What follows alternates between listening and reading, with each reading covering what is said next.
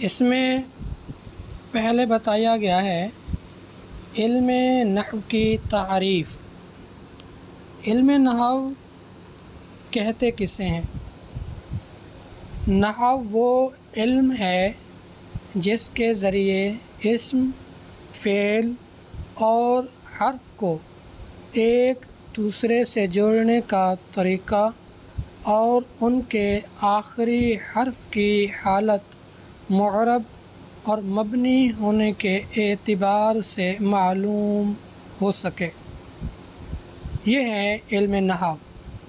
یعنی اس کے اندر نون، ورب اور جو ورڈ ہوتا ہے اس کی ڈیفینیشن، اس کی سائنس، علامات اور ان کی جو مثالیں ہوتی ہیں، ایگزامپلز ہوتی ہیں، وہ بیان کی جاتی ہیں۔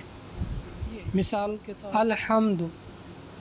اب یہ جو الحمد ہے یہ ناؤن ہے، ورب ہے، ورڈ ہے، اسم ہے، فعل ہے، حرف ہے یہ۔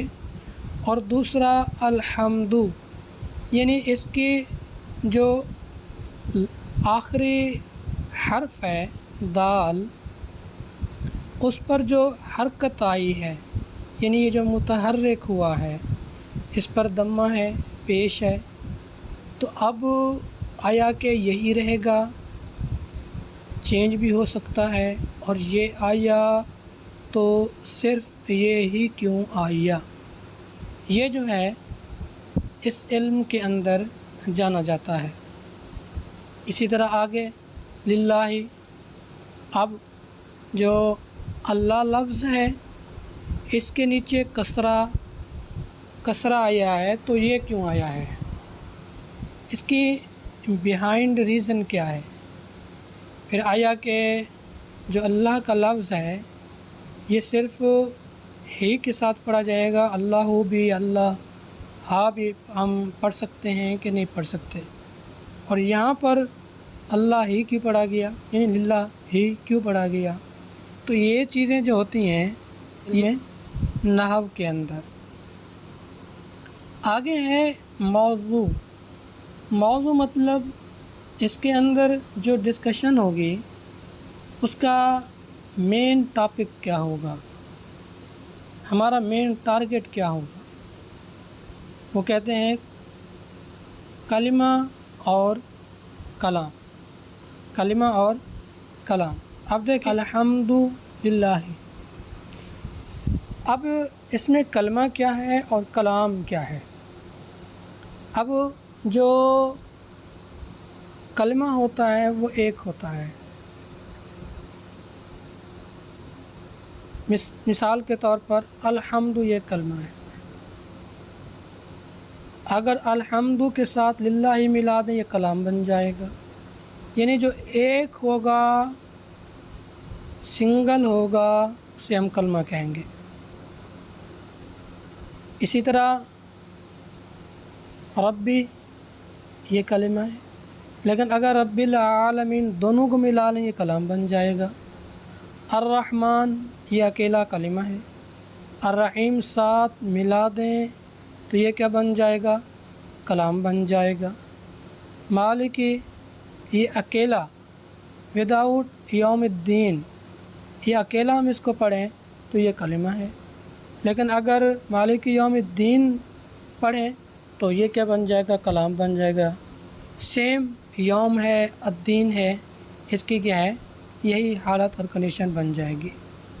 کہنے کا مقصد یہ ہے کہ علم نحو کے اندر جو ڈسکشن کی جاتی ہے، مین جو ہمارا فوکس ہوتا ہے، ہمارا ایک ٹارگٹ ہوتا ہے، وہ ہوتا ہے کلمہ اور کلام۔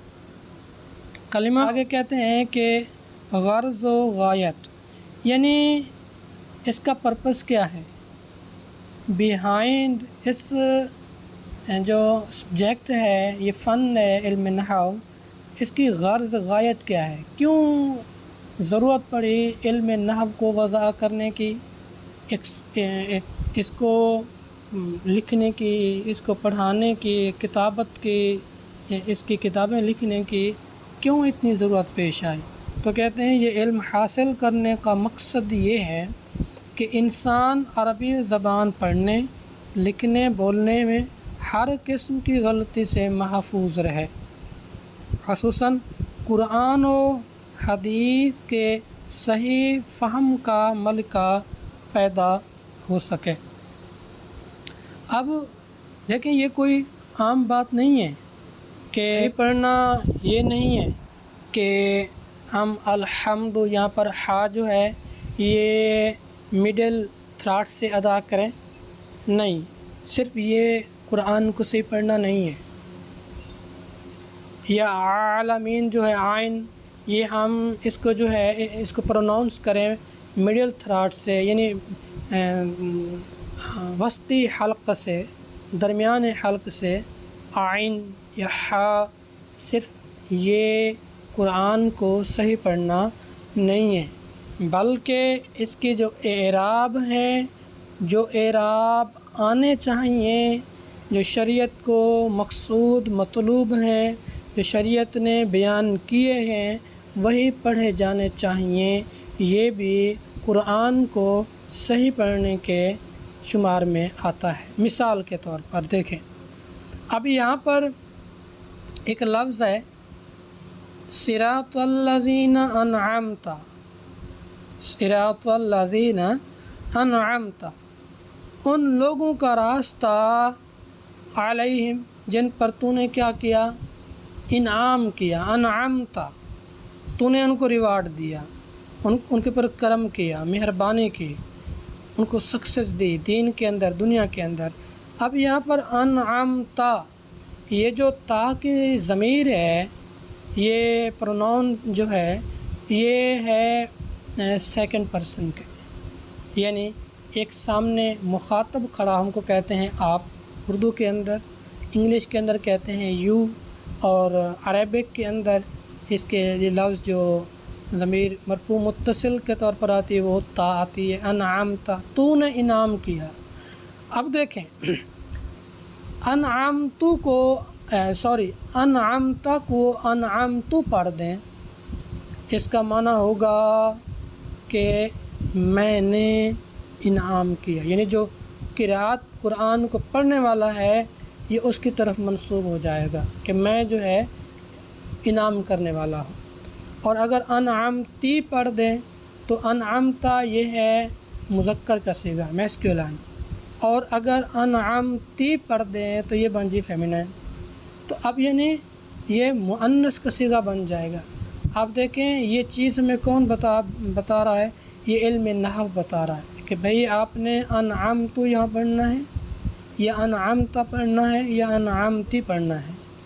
اسی طرح تو یہ جو موضوع ہے یعنی علم نحو، یہ ہمیں اس چیز کی جو چیزیں ہیں وہ سکھاتا ہے۔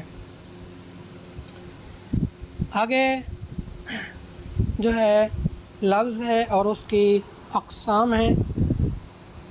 لفظ کی یعنی جو ہم بولتے ہیں اسے لفظ کہا جاتا ہے۔ لفظ کا مطلب یعنی جو چیز ہم بولتے ہیں اس کو بولنا، پھینکنا کہتے ہیں، اور اصطلاحاً جو ٹرمز ہیں اس کے اندر اس کی تعریف یہ ہے کہ ہر وہ بات جو انسان کے منہ سے نکلے اسے لفظ کہتے ہیں۔ اور لفظ کی دو کیٹیگری کی گئی ہیں، ایک ہے بامعنی اور ایک ہے بے معنی۔ بامعنی یعنی یوزفل، اور بے معنی ہے جس کا کوئی معنی اور مطلب نہ ہو۔ اب یہاں پر لفظ کی کتنی اقسام ہو گئیں؟ دو ہو گئیں، بامعنی اور بے معنی۔ بامعنی یعنی جس کا کوئی معنی، مفہوم، مطلب، میننگ نکلتا ہو اس کو کہتے ہیں بامعنی، جیسے کتاب، قلم، فرس، حارس۔ کتاب کا معنی بک، کوئی معنی ایک، قلم، پین، کوئی نہ کوئی ایک معنی رکھتا ہے یہ چیز۔ گھوڑا لفظ جو ہے یہ ایک، فرس اس کا معنی گھوڑا ہے تو مطلب یہ ایک معنی رکھتا ہے۔ اسی طرح الحمدللہ رب العالمین، اسے بھی ہم کہیں گے کہ یہ کیا ہے؟ پامانہ ہے، اور اس کے کچھ اور بھی نام دیے جاتے ہیں، جیسے مستعمل کہہ دیتے ہیں، اس کو موضوع کہہ دیتے ہیں۔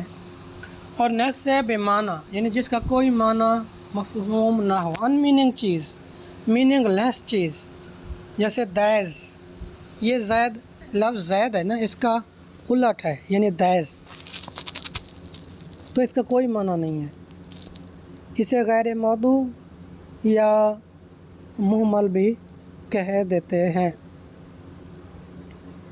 آگے ہے بامعنی لفظ کی اقسام۔ بامعنی لفظ کی دو قسمیں ہیں، مفرد، مرکب۔ مفرد سے مراد جو ہم نے اوپر پڑھا تھا کلمہ، اور مرکب یہ اشارہ ہے کلام کی طرف، یعنی جو اکیلا ہوگا اسے کلمہ بھی کہہ سکتے ہیں، کلمے کو مفرد بھی کہہ سکتے ہیں، اور اسی طرح جو کلام ہے اس کو مرکب بھی کہہ سکتے ہیں، مرکب کو کلام بھی کہہ سکتے ہیں۔ مثال کے طور پر کلمہ مفرد کی جو اگزامپل مثال ہے وہ کیا ہے؟ وہی الحمد ہے۔ کیا ہے؟ الحمد، جیسا کہ یہاں پر ہم نے پڑھا، حمد یہ کیا ہے؟ یہ مفرد ہے، یہ کلمہ ہے، لیکن جب ہم الحمدللہ ہی کہیں گے تو اب یہ مرکب بن جائے گا، کلام بن جائے گا۔ اسی طرح صرف رب پڑھیں تو یہ کیا ہے؟ مفرد ہوگا، کلام ہوگا، لیکن جب ہم اس کا کمبینیشن کریں گے ہم عالمین کے ساتھ، جب ہم اس کو جوڑیں گے، اس کو ریلیٹ کریں گے عالمین کے ساتھ، تو اب یہ بن جائے گا کلام اور مرکب۔ اسی طرح الرحمن ہے، الرحمن یہ کیا ہے؟ مفرد ہے، اکیلا کلمہ ہے، لیکن جب اس کا ہم کمبینیشن کرتے ہیں الرحیم کے ساتھ تو یہ کیا بن جائے گا؟ کلام بن جائے گا، مرکب بن جائے گا۔ مالک ہے، اسی طرح آپ پورا مطلب اس کو آپ خود بھی بنا سکتے ہیں کہ یہاں پر کیا ہے؟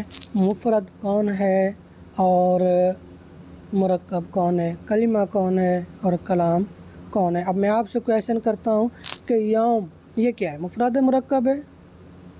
آپ خود بولیں۔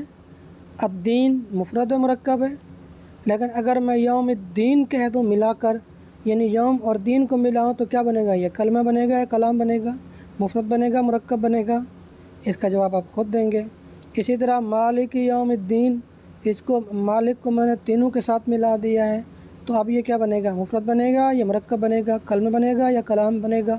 اس کا جواب آپ خود سوچیں گے اور کمنٹس کے اندر آپ اس کو بیان کر دیں۔ نیکسٹ ہے کلمہ، ہم نے کہا ہے نا کلمہ، تو صاف ظاہر ہے کہ پھر کلمے کی بھی آگے ڈیوائڈنگ ہوگی، اس کے ویریس قسم کے، ڈفرینٹ قسم کی اس کی جو ہے تقسیم کاری کی جائے گی، اس کو بیان کیا جائے گا کھول کر۔